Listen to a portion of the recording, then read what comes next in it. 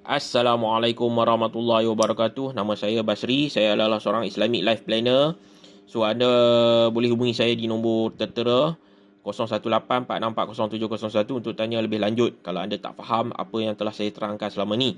So, hibah. Hibah ni adalah hadiah. Kita masuk hadiah ni kita beri harta milik kita 100%, kan, milik kita, kita bagi dekat orang yang kita sayangi lah, pada siapa saja, tak kira lah waris faraid ke bukan waris faraid ke.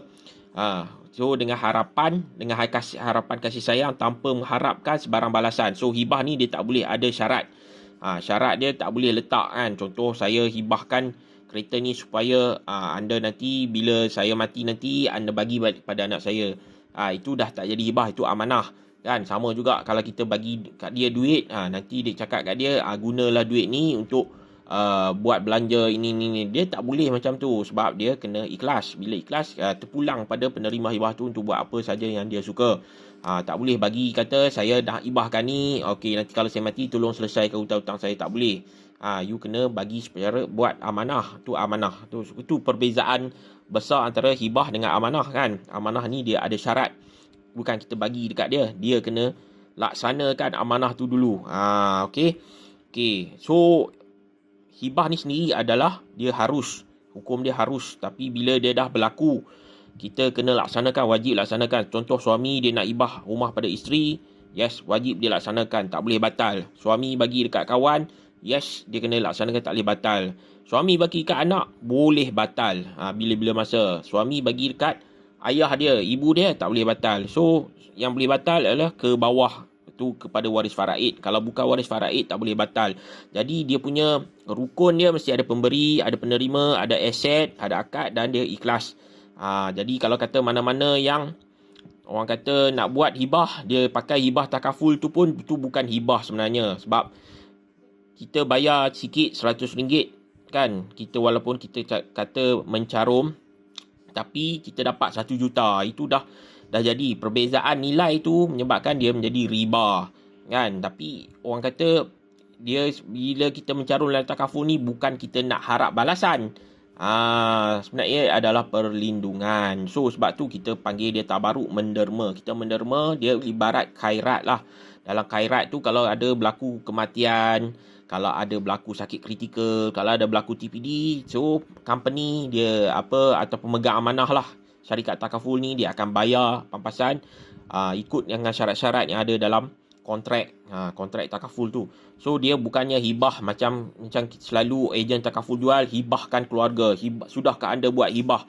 Itu bukan dia, itu bukan hibah. Itu kalau kata niat macam tu dah salah, dia dah jadi perjudian. Kita memperjudikan hidup kita, memperjudikan kesihatan diri kita. Ditambah kita buat riba, bayar RM100 dapat 1 juta. Orang kecil beli orang besar. Ini bukan insurans, ini takaful. Ini pun ejen takaful pun banyak tak reti yang hukum garar, maisir dan riba tu tak boleh ada dalam takaful. Cara dia orang jual pun dah macam insurans. Jadi ini satu kesalahan yang besar, yang dari segi hukum pun salah, kan. Cuma orang kata dia punya akta tu ada, dia panggil akta hibah bersyarat, sebab nak elakkan daripada orang penerima hibah tu, orang luar ambil kesempatan untuk bawa benda tu pergi mahkamah dan claim tuntutan, sedangkan duit tu duit derma daripada company yang bagi, kan. So sebenarnya dia dah terkeluar dari pusaka. Jadi dengan cara dia buat akta hibah bersyarat tu, dia akan keluarkan orang kata pampasan tu daripada orang kata claim yang boleh dibawa kepada mahkamah. Jadi dengan ada akta ni, takaful, pampasan kematian takaful tu dah terkeluar daripada mahkamah. Tapi dia sebenarnya bukan hibah. Tapi ejen-ejen takaful, syarikat takaful tetap akan ajar anak-anak dia, orang kata salesman dia, untuk buat hibah, kan. Ini sebab tu saya jadi Islamic Life Planner. Saya tak jadi ejen takaful sebab saya tak jual benda-benda yang salah dari segi hukum agama. So kita move on to next. So kalau kita nak buat hibah, pastikan kita tulis wasiat. Sebab harta hibah dia masuk dalam dokumen, tapi harta-harta lain dia masuk dalam wasiat. So kita nak uruskan supaya harta hibah tu pun berjalan, harta pusaka pun berjalan. Itu yang Salihin Trustee punya praktis lah, kan. So bila you masuk dalam harta-harta tu semua dalam amanah, dalam hibah, dalam PAPB, dia dah terkeluar daripada pusaka, tapi kita kena ingat masih ada lagi baki harta pusaka, sebab salihin trustee kita hanya benarkan 60%, lagi 40% kita kena masukkan dalam wasiat, supaya kita boleh bantu untuk bayar hutang kan. Kita nak buat juga faraid kan, ni sebahagian daripada hukum hudud yang perlu dilaksanakan. Melainkan kalau dia kata dia nak bagi sama rata kan, itu adalah tertakluk kepada kebenaran waris. Sebab kita dah cerita bab wasiat, kita nak masuk bahagian hibah pula. So hibah ni dia tak boleh letak syarat. Contoh kalau kata saya bagi 1 juta dekat isteri, saya kata dekat isteri, kalau saya meninggal tolonglah selesaikan hutang-hutang saya. Tak boleh macam tu. So dia dah jadi amanah, itu amanah. Bila ada syarat dia jadi amanah, dia bukan hibah. So isteri pun tak boleh guna benda tu. So you kena perjelaskan lagi, okey berapa banyak, kalau ada baki lagi macam mana abang, apa yang perlu isteri tu buat, mungkin you boleh siap, okey baki ambil kat you dengan anak-anak, macam tu dia kena ada arahan. So kalau kata hibah ni memang kita bagi macam tu saja, cuma dalam al-salihin trustee dokumen dia kita ada rukbah atau patah balik kan. Kalau kata kita bagi rumah tu dekat isteri, tiba-tiba isteri meninggal dunia, dia akan patah balik kepada kita lah, suami kan. So kalau ada berlaku kematian pada penerima hibah tu, so PAPB pula ialah pemberian kepada isteri. Dia bukannya dia macam hibah, tapi dia sebenarnya adalah perjanjian aset perolehan bersama, dalam kurungan dia macam harta sepencarian, tapi dia bukan harta sepencarian sebab suami boleh bagi 100%. Bila 100%, so sebab harta sepencarian paling maksimum boleh bagi 50%, tapi ni kita boleh bagi 100%. So dia adalah perjanjian. So maknanya dia dah beri hak milik tu kepada isteri. So macam perhibah dia berlaku sekiranya berlaku kematian, baru kita tukar nama. Tapi PAPB ni dia boleh berlaku disebabkan tukar nama tu sebab satu, kematian. Kedua, disebabkan poligami. Suami tu dia kahwin lain, isteri boleh buat tuntutan lah untuk dapatkan hak milik rumah tu di mahkamah syariah. Ketiga, sekiranya berlaku perceraian, jadi hak milik rumah tu tetap hak milik isteri. So itu yang dia PAPB ni dia lebih lengkap untuk melindungi isteri lah kan. So dekat sini kita tengok, kalau kata harta amanah kita panggil rumah lah. Sebab rumah dia mesti satu nama dan tiada hutang. So dia nak buat amanah, dia boleh letak nama as-salihin. So as-salihin trustee akan pegang rumah ni. So maknanya masa hidup sekarang ni dia tukar nama as-salihin siap-siap kan. Bila dia mati, dia akan bagi dekat isteri. Yang ni memang orang kata tak jadi pusaka lah. Tak jadi pusaka, tapi baki harta pusaka still kena orang kata kena urus. Sebab tu kita minta buat wasiat kan. Yang ni memang dia tak jatuh pusaka. Cuma bila berlaku kematian, waris akan hubungi as-salihin. As-salihin akan jadi wasi. Tapi yang ni kita akan tukar nama lah. Tak perlu dah tanya waris sebab dia as-salihin trustee yang pegang terus kepada nama isteri atau nama anak kan. Tapi syarat dia mesti satu nama lah, suami kan. Tu tiada hutang. Zero hutang lah, dia tak ada hutang. Tu bagi pada as-salihin. Cuma kita kata bila ditukar nama as-salihin mestilah kena stamp duty 1% kan, 1 hingga 4% daripada market value. Dan bila dia bagi pula dekat isteri kena satu lagi 4%. Sebab tukar nama macam mana pun mesti kena duty stamp LHDN. Proses dia pun kita akan charge tiap-tiap tahun RM2,000 per year. So dia bukannya one time kan, selagi kita hidup tak mati, selagi itulah dia jadi. Tapi kita boleh letak tu bila nak tukar tu, mungkin bukan setakat mati saja. Masa berlakunya orang kita TPD, koma, nyanyok, ataupun sekian-sekian umur nak bagi, kita boleh letak syarat. So dia adalah syarat lah, macam-macam syarat kita boleh letak dalam tu, dalam kita punya surat ikatan amanah. Sekiranya saya sudah berumur sekian, barilah tukarlah. Tapi dia bukannya hanya mati. So amanah ni dia bukan pusaka sebab dia masa hidup pun dia boleh berlaku kalau ada dia punya trigger dia. So jadi kena faham. Ini kalau kata produk yang sama ni macam dekat amanah raya lah. Amanah raya pun macam ni juga, cuma dekat amanah raya dia panggil hibah amanah. Sama dengan produk as-salihin trustee ni, di mana dia mesti satu nama tiada hutang, tukar nama kepada amanah raya lah, kan. Lepas tu bila meninggal baru dia tukar. So sini kita still orang kata galakkan buat wasiat lah, kan, sebab dia punya harta pusaka masih ada orang kena urus.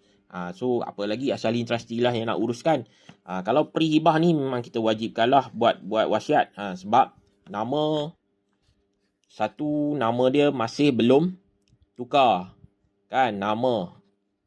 Cuma apa yang kita buat ialah kita jadikan dia sebagai settlor lah, settlor ni, kan. So settlor ni bila dia mati dia akan bagi pada nama isteri. Dia mengaku diri dia sebagai pemegang amanah. Tapi melalui documentation lah, kan, dokumen prihibah ni. Cuma dekat dalam dokumen ni dia ada sekiranya isteri meninggal dulu ada rukbah lah, rukbah patah balik. Dapat balik dekat suami kalau isteri meninggal dahulu. Ini dia syarat dia satu je, mesti meninggal dapat pada isteri. Ini dia boleh jadi juga bercagar pun kita boleh bagi, tapi dia ada syarat-syarat dia. Contoh paling mudah kita nak tahu dia punya MRTT lah. Dekat asalin trustee MRTT dia mesti full coverage, full tenure. Kalau kata orang yang buat LPPSA tu memang confirm lah dia punya MRTT full coverage. Kalau orang yang buat dengan bank, dia kena tengok balik, kan, dia punya tu full ke tak full. Sebab kadang-kadang tenure tu boleh jadi 20 tahun saja, sedangkan rumah dia 30 tahun. Ada lagi baki 10 tahun. So kita memang wajibkan MRTT. MLTT boleh ambil tak? Tak boleh. Sebab MLTT ni secara am dia ramai orang yang lapse, kan, lapse. 75% lapse, kan. Sebab ramai juga yang surrender atau bukan surrender walaupun dia dah buat orang kata amanah takaful, kan. So ada orang tak mampu bayar, dia akan lapse. Ini perkara biasa lah dalam ni. Tak kisahlah rumah tu bercagar atau tak bercagar, dia boleh buat orang kata prihibah. So dokumen ni bukan untuk rumah saja sebenarnya. You boleh letak macam-macam. Tabung haji boleh letak, ASB boleh letak, kan. Dan dia menjimatkan jugalah. Sebab kalau you pergi tabung haji mungkin 1,800. You pergi ASB 1,500, kan. So TH dengan ASB pun dia orang ada buat hibah amanah, tapi dia orang tak ada rukbah. Maknanya kalau mati kawan tu jadi pusaka, kan. Kalau mati je kawan tu jadi pusaka, itu problem dia. Dekat asalihin kita ada rukbah. So you boleh jimat, kan. So 1,400 campur dengan 1,650, 1,250 jadi 2,650 lah. Kita punya kos, kan. Ni minima lah. Sebab kalau dia ada klausa, kalau klausa banyak lagi tinggi lah. So dekat-dekat 3,000 tu dah dapat dah satu orang kata 3 harta masuk dalam dokumen hibah. Kita dapat juga lantik wasi dalam wasiat pemegang amanah, iaitu isteri sebagai pemegang amanah untuk harta anak bawah umur. So kita dapat banyak benda lah, kan, kalau buat dengan asalihin ni. Lepas tu dia buat A sampai to Z lah, kan. Tapi kita kena kenali dulu, kan, proses-proses dia. So nak buat ni bukannya kena tengok pada ni, kita kena tengok pada undang-undang lah, undang-undang tanah tu. Kalau tabung haji, ASB, fixed deposit tak ada masalah. Tapi kalau kata tanah ni kita kena tengok pada undang-undang. Contoh tanah Melayu Kelantan, dia tak boleh bagi pada orang luar Kelantan, kan. IC dia mesti IC Kelantan. Jadi kalau dia buka IC Kelantan, dia kahwin dengan orang KL, dia tak boleh lah bagi pada orang KL. Jadi mungkin dia terpaksa bagi pada anak. So pada siapa-siapa yang ada IC Kelantan. Kalau tidak, dia terpaksa buat pemegang amanah lah, kan. Pemegang amanah asalihin trustee. So pegang sampai sampai lepas isteri tu meninggal, ataupun dia bagi dekat anak dia sebagai pemegang amanah pun boleh, kan. Bila meninggal tu baru dapat pada anak-anak sebagai pusaka ke apa ke, bergantung lah. Sebab benda tu ada undang-undang yang menghalang dia. Kalau kata tanah ni kita kena tengok balik, kan. Contoh tanah Felda, dia ada caveat daripada Felda, kan. Tanah, so tak semua tanah kita boleh buat. So mungkin dia kena buat wasiat saja, tapi dia ada istilah amanah dalam tu, boleh lantik pemegang amanah dalam wasiat. So kalau PAPB ni dia sama juga, dia kena ikut undang-undang tanah. Tapi kalau kata suami dia bagi pada isteri, tak kira lah rumah tu 50-50, kan, joint loan. Kalau joint loan, suami boleh bagi 50 ni pada isteri lah. kan. Kalau kata nama dia seorang pun dia boleh bagi 100%. Dia boleh bagi sebenarnya 25%, 50%, 75%, 100% terpulang kepada keperluan. Kalau dia nak bagi semua pada isteri pun boleh, no problem.